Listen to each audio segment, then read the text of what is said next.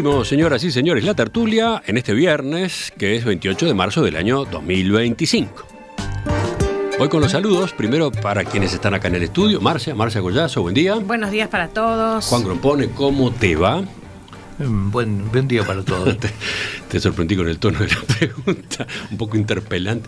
Alejandro Aval, ¿todo bien? Todo bien, gracias. Buen día para todos. Y el último saludo es a distancia, a Raúl Coe, que participa desde allá, Maldonado, Punta del Este, o algún otro lugar del Este, no sé, porque él últimamente se está moviendo. Buen día, Raúl. Es verdad, anduve dinámico. Estoy en Punta del Este, está divino el día. Se espera mucho sol. Gracias por invitarme. Vamos a nuestro primer tema. Ayer quedó instalada en Maldonado la Comisión Especial Asesora sobre Punta Ballena. La creación de esta comisión surgió luego de que el Ministerio de Ambiente rechazara un proyecto de desarrollo inmobiliario de 29 edificios que iba a implantarse en el extremo rocoso de Punta Ballena, y después de que, esto es más reciente, por iniciativa popular, la Junta Departamental declarara a esos predios como reserva natural y se iniciaran además las gestiones para incorporarlos al Sistema Nacional de Áreas Protegidas. Este nuevo órgano está integrado por los partidos políticos que tienen representación parlamentaria en la Junta Departamental, más la Intendencia, más el CURE, el Centro Universitario Regional Este. La comisión especial tendrá como cometido conocer y evaluar todos los asuntos vinculados a Punta Ballena. Ayer, después del primer encuentro entre sus integrantes, Álvaro Villegas, que preside el órgano en representación de la Intendencia, anotó las responsabilidades que aparecen, sobre todo las que vendrán cuando Punta Ballena se sume al Sistema Nacional de Áreas Protegidas. Para incorporar una zona del Sistema Nacional de Áreas Protegidas hay que cumplir requisitos, hay que seguir procedimientos, hay que realizar informes, recolectar trabajos, y entonces también eso amerita el pronunciamiento de la comisión.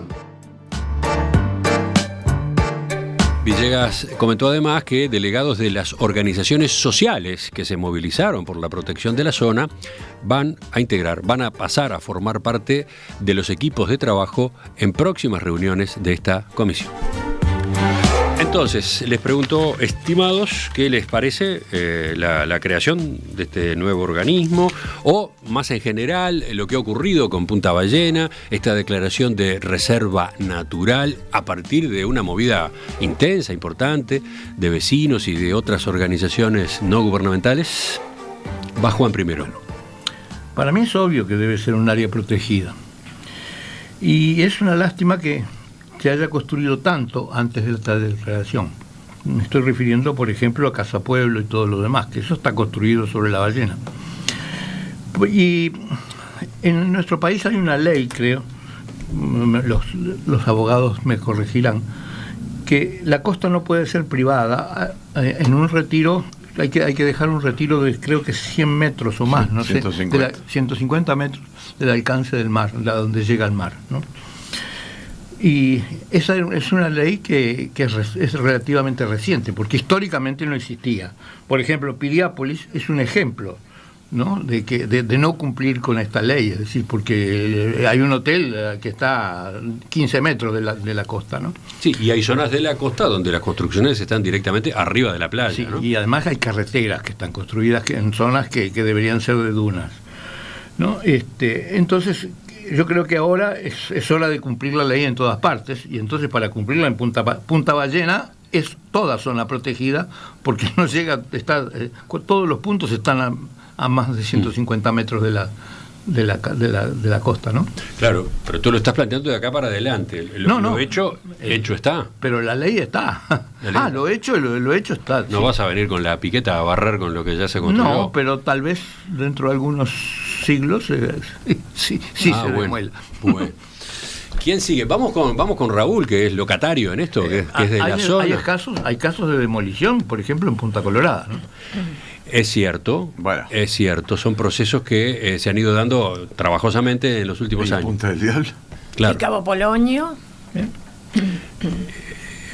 Entiendo por dónde va Juan. O sea, no es descabellado imaginar que en Punta Ballena, en las zonas donde se ha construido en Punta Ballena, en algún momento se pueda llegar a, por lo menos a sacar una parte de esa zona. Claro, pero en general en los balnearios de Roche y algunos también de Maldonado, donde se han demolido casas, no eran casas que estuvieran construidas contra las ordenanzas y contra la ley, sino que estaban amparados, estaban al margen de eso. Ah, claro. Es decir, eran ocupantes de terrenos donde no se debería haber construido. Eso es, por ejemplo, el caso típico es Punta del Diablo. Ajá. Lo que se ha demolido son construcciones ilegales, que no correspondía que estuvieran ahí. O sea, son construcciones que no tuvieron permiso. Claro, en cambio, estas de Punta Ballena, las que ya existen, todas tuvieron sus permisos. Debo suponer que sí. Bueno, sí, pero están la ley sabemos muy bien que es muy limitada, muy acotada, es muy pobre en previsiones en general sobre circunstancias que pueden sobrevenir, desde los carruajes en la antigüedad, digamos así, hasta los automóviles de última generación, es un buen ejemplo. Entonces yo creo que hay otras figuras como la expropiación que en su momento pueden llegar a jugar. Abre otra ventana, Marcia, la dejo por ahí y vuelvo a ella enseguida, pero antes, Raúl, desde allá, desde tierras fernandinas. Bueno, a mí me parece relevante que se haya creado esta comisión especial asesora sobre Punta Ballena, porque me imagino que va a permitir que se aborde con mucha seriedad y sobre todo con distintas miradas, algo que a veces se discute de una forma un poco reactiva y tremendamente superficial. Punta Ballena, sin duda que es un lugar muy singular, tiene un valor paisajístico deslumbrante, es una de las postales de nuestro país. Tiene valor geológico, tiene valor simbólico, nadie lo polemiza. A mí me parece maravilloso que se haya tratado como caso excepcional y que vaya en este camino. Ahora bien, dicho esto, y también aclarando que yo hice fuerza para que sucediera, desde el programa entrevistamos a todos los involucrados, llamamos a que la gente participara cuando se colectaban las opiniones, es decir, que quede claro que el caso de Punta Ballena a nosotros en particular nos parece que ha salido, o viene saliendo bastante bien al margen de lo que puede ser, ojalá no le haya una retaliación jurídica por parte de los propietarios de los terrenos. Bueno, al margen de eso... Una anotación al pasar, se tomó esta resolución, esa parte de la ballena, la punta misma, pasa a ser reserva natural, pero los predios son privados, siguen siendo privados, siguen teniendo un propietario que ahora tendrá que ver cómo se maneja, ¿no? Sí, hay que ver cómo se les paga, hay que ver cuando venga el momento de meter la mano en el bolsillo, si no vamos todos atrás de Papa Estado, es decir, vamos a ver qué es lo que pasa. Pero como concepto, en principio, hoy celebramos. Ahora bien, dicho esto, yo quiero plantear una idea que me parece que es importante, que es que no todas las iniciativas de desarrollo en las zonas costeras tienen que ser automáticamente rechazadas o vistas con sospecha. Porque a mí me parece que estamos en el riesgo de caer en una cierta lógica de oposición sistemática, un poco refleja, que no atiende a las características involucradas de cada lugar o de cada proyecto o de cada comunidad que pueda estar involucrada. Declarar reserva natural a Punta Ballena tiene sentido por un montón de factores, porque es un punto que es rocoso, que es frágil, que tiene vista panorámica, que tiene un legado cultural, es decir, la lista es descomunal. Pero ese juicio no es sano que lo traslademos en forma automática a todas las costas de todos los países, porque a veces hay desarrollos que son tremendamente compatibles con la conservación, pueden mejorar el acceso público, pueden ordenar un territorio que está descuidado, puede generar empleo, puede reducir delincuencia, puede respetar el medio ambiente. Es decir, yo creo que el desafío de la comisión es que el debate sea sofisticado, que salgamos de la básica, que es decir, no a tal cosa, y vamos a evitar esa batalla de progreso contra conservación, porque hay soluciones creativas de equilibrio que reconocen el valor local y natural de las cosas, el interés económico de los territorios, sin que nadie se sienta dolido. Lo único que me dolió de la creación de la comisión es que veo que no se ha tomado en consideración, por ejemplo, la Cámara de la Construcción o la Cámara de Promotores Privados de la Construcción. Y creo que es una voz que tendría que estar presente en esa comisión. Entonces, hasta ahí llego en esta primera intervención. ¿Sigue Marcia ahora? Bueno, algunas de las cosas que dice Raúl, yo las comparto, ¿no? Obviamente. Tampoco podemos pasar a una especie de casa de brujas de zonas costeras, ¿no? No, de ninguna manera. Aclaro que Marcia anda cerca, tiene presencia frecuente cerca de Punta Ballena, ¿no? Pero estás en otra zona, Bellavista. Sí, estoy una hora más o menos. Y voy muy seguido porque es una maravilla. Pero lo que digo es eso. Acá siempre hay una tensión, una pulseada entre la preservación, que en realidad la preservación entre nosotros creo que es de muy reciente aparición en nuestras cabezas. Hasta ahora no se nos había ocurrido, a nosotros los uruguayos, ¿no? No sé cómo será la cuestión en América Latina en general, pero te voy a dar un dato. La primera reserva declarada natural del mundo, ¿sabes cuál fue? El parque de Yellowstone. Famoso parque. El famoso de los Oyogi. Exactamente. Bueno, tiene más de 150 años, no sé cuántos, pero anda por ahí.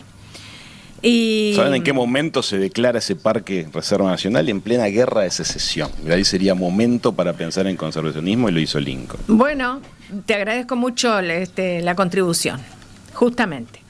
Entonces, igual para mí es una paradoja porque claro, Estados Unidos, que es un país de enormes riquezas naturales y recursos naturales, ¿no? Lo declara en un momento en el que a nosotros no se nos hubiera pasado por las mientes hacer semejante cosa. Y bueno, y si fue durante la guerra de secesión, todavía más a mi favor, porque nosotros recién habíamos salido hace muy poco de la Guerra Grande. Bueno, en fin, lo que quiero decir con todo esto, es una cosa de reciente aparición entre nosotros, es una idea de reciente aparición entre nosotros, y está pugnando entre muchas fuerzas que les son opuestas, que de alguna manera pretenden socavar esa idea de la preservación. Y creo que lo que más pretende socavar eso, yo sé que me van a caer con misiles muchos, pero bueno. ¿Quiénes?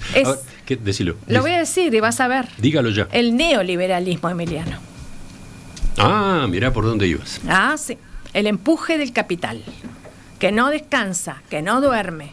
Y el neoliberalismo no es cualquier cosa, no es el viejo liberalismo económico de Adam Smith. El neoliberalismo entre nosotros es una especie de producto pensado casi exclusivamente para los países coloniales o neocoloniales, ¿verdad? Acá estamos con los neos. Entonces, el empuje del capital, y más en lugares como Punta del Este, es feroz. Hoy estaba escuchando una entrevista que le hiciste a alguien. Alfredo Guerra, director de la película Montevideo Inolvidable. Me fascinó. Algo tiene que ver con esto que estamos discutiendo. Algo tiene que ver. Sí. En el caso de él, obviamente, tiene que ver más con la memoria, la preservación de cosas urbanas, etcétera, etcétera. Pero en este caso tiene que ver con la preservación de lo que es natural, de lo que debería quedar reservado a las fuerzas de la naturaleza, a la no extinción de las especies. No me quiero alargar mucho más, después voy a hablar más del neoliberalismo.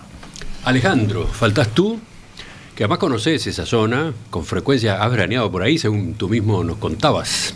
Bueno, en realidad es así, pero desde muy chiquito. Mi bisabuela tenía una casa en la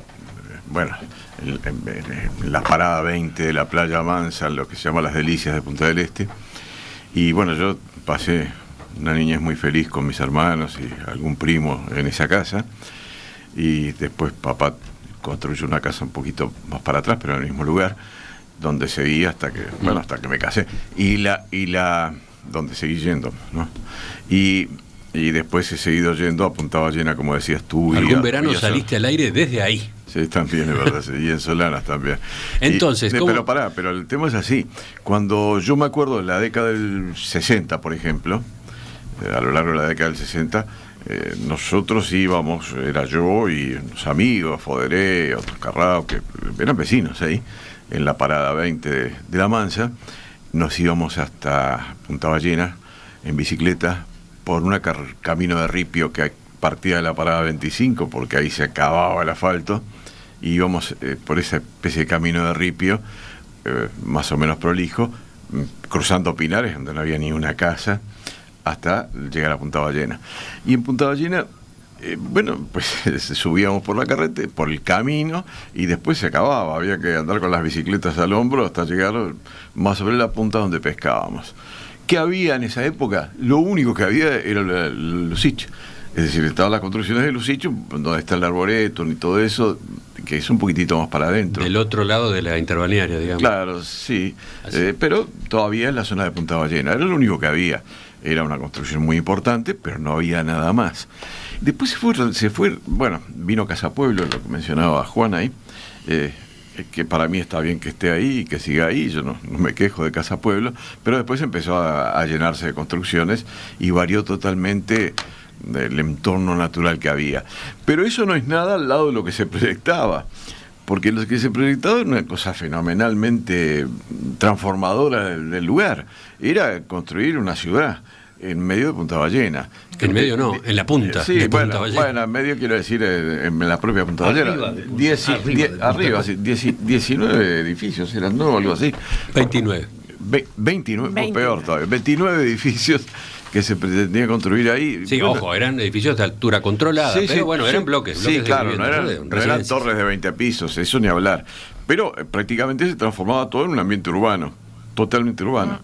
De lo que antes, y que nos encantaba, pero bueno, ya no tenía nada que ver con eso.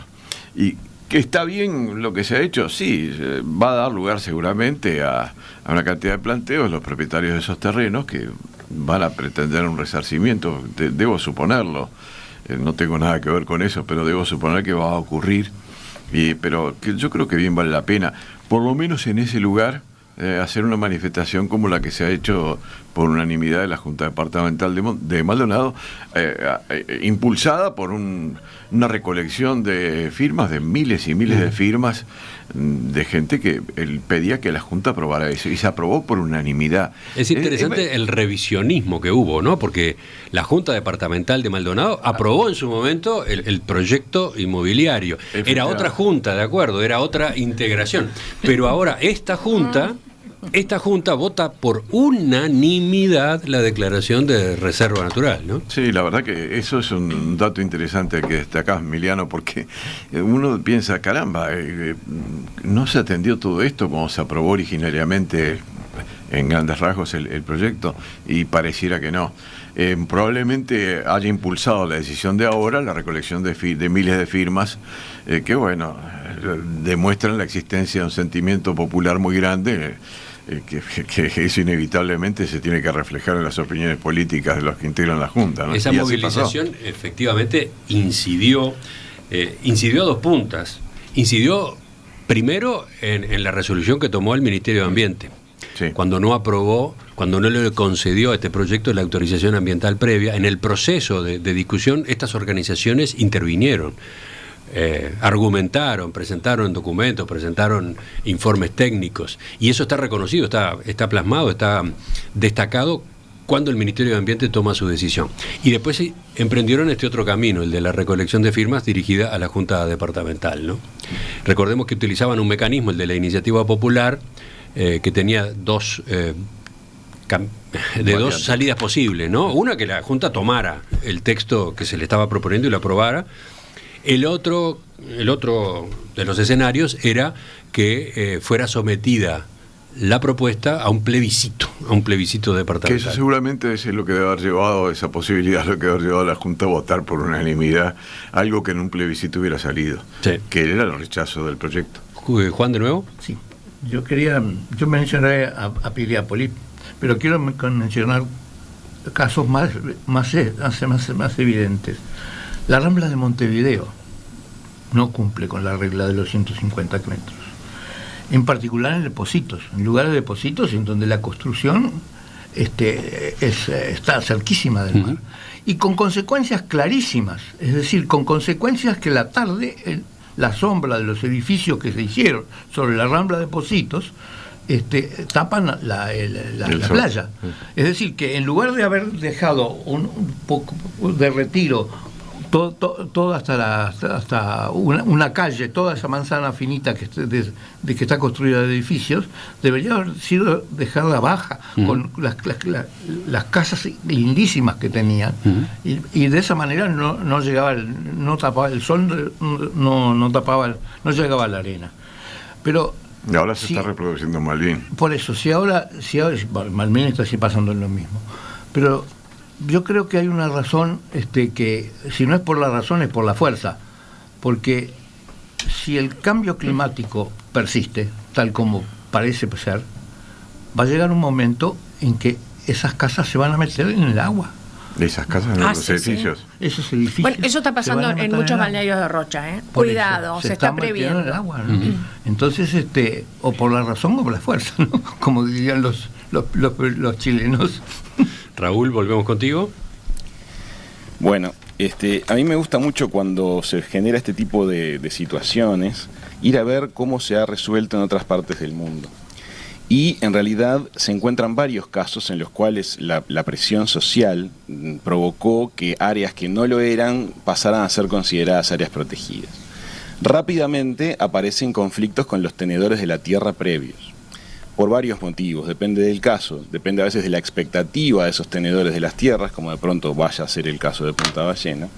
A veces es por explotación ganadera, por explotación agrícola, es decir, por explotación turística. Es decir, a veces los propietarios de la tierra ya tienen en marcha distintos tipos de emprendimiento o la expectativa de desarrollarlo. Entonces, en función de eso hay que crear determinados tipos de ajustes. Yo quisiera que la comisión vaya a mirar algunos casos de éxito. Por ejemplo, lo que pasó en California, en Point Reyes, que era de los años, eso sucedió en los años 60, fue un movimiento ambientalista que salvó una zona costera que era cerca de la ciudad de San Francisco.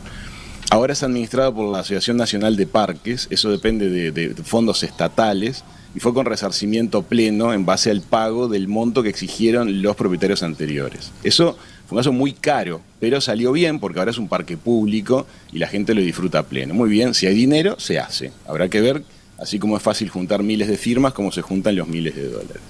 Otro caso interesante es en España, un parque nacional se llama Doñana. En los años 70, también científicos y naturalistas con mucho apoyo internacional evitaron que un bosque de Andalucía se transformara en un campo de arroz. Bueno, el Estado español compró algunos terrenos clave, concretamente 6 terrenos clave, que para eso usó apoyo de fondos europeos, porque justamente la presión había sido internacional. Y se crearon algunas figuras, lo que llamó la zona núcleo, que es de protección absoluta, y después zonas de amortiguamiento que tienen usos compatibles. Cuando se habla de usos compatibles son actividades que se considera que no dañan a la situación, porque tampoco es el plan de nadie que Punta Ballena se le ponga un cerco y no podamos entrar, para que justamente solamente se recreen en ella los elefantes marinos, imagina. Entonces, cuando se habla de usos compatibles, se habla de ese tipo de cosas.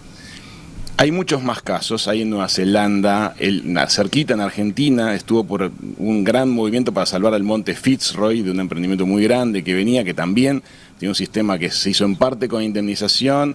Otras áreas siguen siendo de los privadas, pero se les asignó la posibilidad de explotarlas turísticamente. Es decir, me parece importante que para el caso de Punta Ballena encontremos que se precisa desarrollar algún tipo de gestión que sea participativa, que tenga herramientas legales que funcionen, que encontrar los recursos financieros que todo esto va a requerir, que tenga visión de largo plazo y lo que les decía en la primera intervención, que no contagie a una especie de fobia anti todo, porque ¿a quién se le puede llegar a pasar por la cabeza que Casa Pueblo o que el Hotel Argentino puedan algún día llegar a ser considerados algo necesariamente a demoler? Es una cosa que en mi mente está absolutamente fuera de toda discusión, pero bueno, ahí ves que hay personas que pueden pensar que eso es lo que corresponde. Entonces es por eso que expreso esta opinión. Y ahora, Marcia, que dejó una pelota picando hace un rato. Sí, porque lo que pasa es que es excelente todo eso y de vuelta, es muy razonable. Que no podemos salir con una piqueta, ni siquiera por medio de expropiaciones, a demoler absolutamente todo lo que hay, que es muchísimo. Yo traje incluso acá algunos datos de la Asociación Oceanográfica del Uruguay, que dice que la zona costera uruguaya es una frontera, mira, a mí me encantó esto, es una frontera que separa pero a la vez integra 2 mundos. ¿Sabes cuáles son esos 2 mundos? El mundo sólido y el mundo líquido. Y en ese mundo, en esa frontera, en estos momentos vive el 69% de la población del Uruguay. No es cualquier cosa. Más de 2 millones de personas. Y además, esa misma zona acoge la mayor parte de las industrias y de la agricultura intensiva, y esto es obvio, es un polo importante para el turismo y el transporte, generando anualmente más de $700 millones solo el turismo. Entonces, acá hay un crecimiento acelerado de la población costera, pero de vuelta, acá lo que hay es una arremetida neoliberal a la que estamos tan acostumbrados ya que la hemos naturalizado. ¿Qué es para mí el neoliberalismo? Es ese ensayo de capitalismo salvaje que se puede hacer solo en algunos sitios y en otros no. En Estados Unidos no se pueden llevar adelante las mismas prácticas neoliberales que se llevan acá, porque a la vista está los problemones que eso les genera de inmediato. Incluso el propio Elon Musk en este momento, y mira que te estoy hablando de una situación especialmente grave la que está atravesando Estados Unidos hoy. Bueno, ¿qué dejas para las repúblicas vulnerables y recientemente colonizadas de América Latina? Nos están devastando con el empuje del capital y por eso surgen problemas como este que hoy nos convoca. Y por eso surge esta comisión que también hoy nos convoca. Entonces, mientras no podamos solucionar los problemas de estructura y de vulnerabilidad endémica que tenemos, que te podría citar 10.000 casos de la historia, pero que no viene al caso y no tenemos tiempo.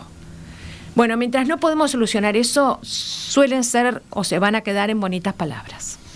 ¿Quieren ustedes comentar a propósito de lo que dice Marcia? No quiero comentar lo que mencionó Marcia sobre el neoliberalismo porque tiene una cantidad de cuestiones que nos llevarían no una tertulia sino más de una, quizás en alguna cosa de acuerdo y en otras no, así que esa parte no la quiero comentar. Lo que sí quiero comentar con respecto a lo que nos está ocupando ahora es que me parece muy acertado de que es inimaginable demoler Casa Pueblo. No inimaginable porque o demoler el hotel argentino, como decía Raúl, no porque no sea posible imaginarlo, sino porque yo no lo aceptaría, no creo que nadie lo aceptaría. Esas son realidades. Cuando llegue el agua ahí veremos. Cuando llegue cuando el agua llegue ahí veremos, pero no va a llegar ahí, porque tampoco se prevé que llegue tan alto. Probablemente les va a complicar la vida, pero no va a llegar ahí. En el caso de Punta Ballena, bueno, sí, puede ser que llegue las construcciones más bajas que hay. Por ejemplo, sobre, yo qué sé, bueno, no quiero poner ejemplos porque si no queda medio feo, pero hay construcciones que están al lado de Casa Pueblo que indudablemente si crece un poco el mar van a quedar bajo el agua, ¿no? Y van a tener que desaparecer, pero no es el caso.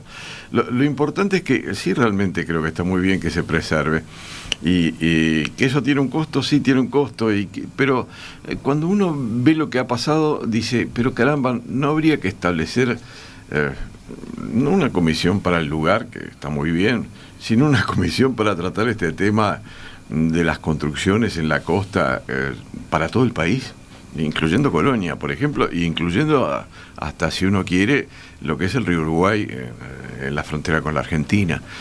Caramba, yo creo que sí sería oportuno decir, bueno, que se amplifique esta comisión y que lo que se pueda discutir ahí abarque no solo la situación concreta de Punta Ballena, sino toda la costa de Uruguay, por lo menos la costa oceánica, obviamente. Es interesante esa idea, supongo que tiene después vericuetos legales, ¿no?, con las autonomías departamentales en el medio, ¿o no? Pero no. Yo creo que la ley es general, claro. La ley es nacional, la de los 150 metros. Sí, bueno, pero para una cosa, bueno, es toda una historia muy larga, que yo no la conozco en detalle, o la conocí, ahora no la recuerdo bien, pero por lo pronto es con las costas marítimas, no con las fluviales. Las costas fluviales, los ríos también tienen alguna reglamentación que no la tengo muy presente, que también debe ser bueno, respetada, y que no sé hasta qué punto se respeta, pero el problema del cual estamos tratando es la focalización de nuestra atención en lo que sucedió o sucede en Punta Ballena. Y uno piensa, caramba, aprovechemos la oportunidad para tratar de ampliar el campo de estudio de la situación, por lo menos en la costa oceánica o la del Río de la Plata e incluso el Río Uruguay, como mencionaba. ¿Qué decís tú, Raúl? Primero aportar que la línea no 150 sino 250 y se modificó hace unos años debido justamente al tema de la posición de la ribera. 250 metros, más exigente 250. Entonces. Sí. Ya se hizo. Y es decir, para eso es una de las competencias del Ministerio de Ambiente. Yo no creo en la creación de infinitas comisiones cada vez más plenipotenciarias, porque además se corre un riesgo que suele ser muy, muy complejo, que es justamente la dificultad de estudiar el caso a caso. cuando justamente hace unos minutos se mencionaba, pero la ley dice tal cosa, lo cual está bien y es bueno que exista un marco regulatorio, todos lo apoyamos, pero es necesario para un montón de situaciones salir del caso genérico que está previsto en la ley y atender las problemáticas puntuales, porque pueden ser muy diversas y no solamente son empujadas por el malvado espíritu del capital, a veces local, a veces extranjero, toda esa diatriba. No, en realidad hay que atender los casos particulares porque tienen complejidades o a veces pueden significar beneficios. Es decir, descreo bastante de las normas que se pretenden aplicar al 100% de los casos, porque además hay decenas y decenas de casos en la arquitectura moderna en las cuales justamente maravillas que se han hecho y que visitamos y nos maravillamos alrededor del mundo de que se hayan hecho, se hicieron porque justamente fueron casos que no le prestaron atención o encontraron un caso de excepcionalidad respecto de la normativa general. Y estoy hablando de casos muy significativos, por ejemplo, villas olímpicas, por ejemplo, maravillosos túneles que conectan de repente continentes entre sí, y que de pronto, si hubiéramos ido al texto original de lo que eran las normativas del caso, no se hubieran hecho. Es decir, me parece importante que existan las entidades regulatorias, pero que estén llenas de voces diversas y calificadas, no apasionadas solamente, para llegar a conclusiones que a veces pueden ser decir, esto no se puede hacer, pero tal vez muchas otras veces sean, esto sí se puede hacer, y qué bueno sería que suceda. Hasta ahí voy. Marcia, ¿qué es lo que agregabas? Quiero agregar nada más que yo no sé si el capital es malvado o es santo, ni me interesa. Lo único que me interesa es que a los efectos de cualificar las discusiones hay que tenerlo en cuenta. Es una gran realidad que nos rompe los ojos y es una embestida permanente. Estaba pensando en antecedentes, ¿no? De estos de la propia costa uruguaya que se mencionaban. El desarrollo de Piriápolis, ¿cómo se vincula con el neoliberalismo? No, bueno, está bien. Ahí fue hace un siglo. No, eso es el sueño de un gran empresario que quiso emular la Costa Azul, claro, en parte por amor, como yo lo digo en uno de mis libros, pero también por desconocimiento. Bueno, aquello de las cabezas, ¿viste? De que no estaba en nuestras cabezas. Bueno, claro, es que hay temas que son nuevos, ¿no? Voy más cerca todavía, voy a Portezuelo. Portezuelo, una obra magnífica, destacada por los especialistas en arquitectura, con un profesional como Bonet, el catalán Bonet, al frente. Construyó sobre la costa. El hotel Portezuelo, el famoso hotel, perdón, Solana del Mar es el nombre del hotel, ¿no? El hotel nace la silla BKF. Está arriba de la playa, ¿no? Por supuesto. Y todo el barrio, digamos, toda la zona esa, la urbanización, está toda muy cerca, demasiado cerca de la costa, ¿no? Yo quiero recordar. Y estamos hablando incluso de calles de hormigón, ¿no? Muy bien. Del año 40. Claro, muy bien diseñada, con un trazado original, con todas esas curvas, etcétera, pues hormigón a unos metros de la playa, ¿no?